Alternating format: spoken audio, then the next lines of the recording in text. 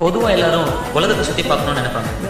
ஆனால் நான் உலகம் என்ன சுற்றி பார்க்கணும்னு ஆசைப்பட்டேன். வணக்கம் மாப்பிள்ள. மின்னல்கள் கூத்தாடும் மழைக்காலம், வீட்டுக்குள்ள தண்ணி வரும் இது புது காலம். ஏலே மக்கா, மேகம் வந்தால் மழை வரும், மழை வந்தால் லீவ் வரும் அப்படின்னு ஸ்டூடெண்ட் நினைப்பால. மேகம் வந்தால் மழை வரும், மழை வந்தால் தண்ணி வரும். தண்ணி எங்கே வருது? வீட்டுக்குள்ளே வருதில்ல. அப்போ தானே யோசிக்க தோணுது, நான் கிழங்குக்குள்ளே வீடு கட்டியிருக்கேனா, இல்லை நான் வீடு கட்டிக்க இடம் கிழங்காயிடுச்சா, நான் குளத்துக்குள்ளே வீடு கட்டியிருக்கேனா, இல்லை நான் வீடு கட்டிக்க இடம் குளமாயிடுச்சா, தண்ணி எதுக்கு என் வீட்டுக்குள்ளே வருது தோணா. நம்ம எப்போவுமே இயற்கையை குற்ற சொல்லக்கூடாதுல. தப்பு நம்ம மேலே. அது போகிற வழியில் நம்ம வீடை கட்டிட்டு வெள்ளம் வருது, மழை வருது, தண்ணி வருது, அது வருது, இது வருதுன்னா எப்படி இல்லை மண் விடாது, மண் தரையாவது விடணும், அதுவும் விட மாட்டேன். காங்கிரீட் போட்டு வச்சு தண்ணி போல அது போகலாம். எப்படி இல்லை? எப்படி ஆற்றுக்குள்ளேயும் குளத்துக்குள்ளேயும் வீடை கட்டி வச்சுட்டு தண்ணி எங்கே வரும்? என்னல நீங்கள் இதை சொன்னால் நம்மளை ஆன்டி இந்தியனுங்கிறீங்க. ஒன்றும் நான் சொல்கிறதுக்கு இல்லைல்ல. ஏதோ உங்கள் பாடு நீங்களே பண்ணுங்களேன். ஏன் லூசவ மிண்டலவ பைத்திய காரியவ என்னல பாட்டு போடுறீங்க? ஒரு காலத்தில் மணிராத்திரம் ஏஆர் ரஹ்மான் என்ன பண்ணாங்கன்னா, கலரை வச்சு பாட்டு போட்டாங்க, மழைக்காலத்தை வச்சு பாட்டு போட்டாங்க, ஒரு தீமை வச்சு பாட்டு போட்டாங்கல்ல. இப்போ அந்த மாதிரி ரசனையெல்லாம் இருக்கால. மலையிலே எத்தனை பாட்டு இருக்குது தெரியுமால?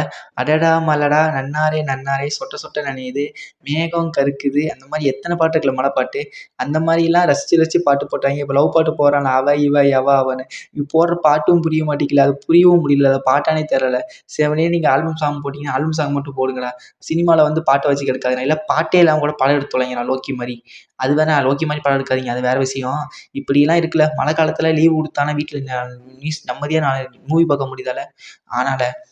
ஆனால் நான் தூத்துக்குடிக்காரன். இந்த தூத்துக்குடி, திருநெல்வேலி, கன்னியாகுமரி, இல்லைன்னா அது திருவள்ளூர், சென்னை, கடலூர், திருவாரூர், டெல்டா பகுதி ஆகட்டும்ல, லீவுக்கெல்லாம் பஞ்சமே இருக்காங்க. கண்டிப்பாக ஒரு 5, 7, 8 மழை லீவ் வந்துடும்ல. ஆனால் இந்த இருக்காங்க பாரு, மதுரை, ஈரோடு, நாமக்கல், இவங்க திண்டுக்கல், கோயம்புத்தூர், இவங்கெல்லாம் படிக்கிற பிள்ளைங்க போல, விருதுநகர், இவங்களுக்கெல்லாம் லீவே வராதுல்ல. நான் நிறைய பேர் பார்த்துக்கலாம். என் கசின்லாம் இருக்கான், ஃபோன் போட்டு சொல்லுவேன், என்னடா லீவானே. அதெல்லாம் விட மாட்டாங்க. பங்கு நமக்கு விட்டால் ஒரு நாள் விடுவாங்க, அதிகபட்சம் வெள்ளம் வந்தால் 1 நாள் 2 நாள் விடுவாங்க, அதுக்கு மேலே விட மாட்டாங்க.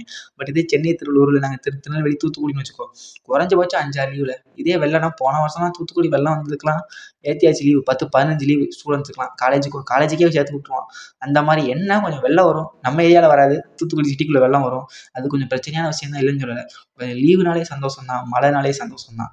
சரியா? அதனால் வீட்டில் இருங்க, சேஃபாக இருங்க, கரண்டில் கையை வைக்காமல் இருங்க. ஏன்னா அது வேறு பெரிய பிரச்சனையாக இருக்குது. இடி வரும், வீட்டுக்குள்ளேயே இருங்க பத்திரமா. அவ்வளோதான். பார்ப்போம்ல மக்கா. பாய். முடிஞ்ச சப்ஸ்கிரைப் பண்ணு. தேங்க்யூ. எவ்வளவுதான் கூவி கூப்பிட்டாலும் யாரும் நம்ம சப்ஸ்கிரைப் பண்ண மாட்டாங்க. நம்ம வேலையை நம்ம ஒழுங்கா பார்த்துட்டு செஞ்சுட்டு முயற்சி பண்ணோம்னா தானா வரும், நிச்சயமா வரும்.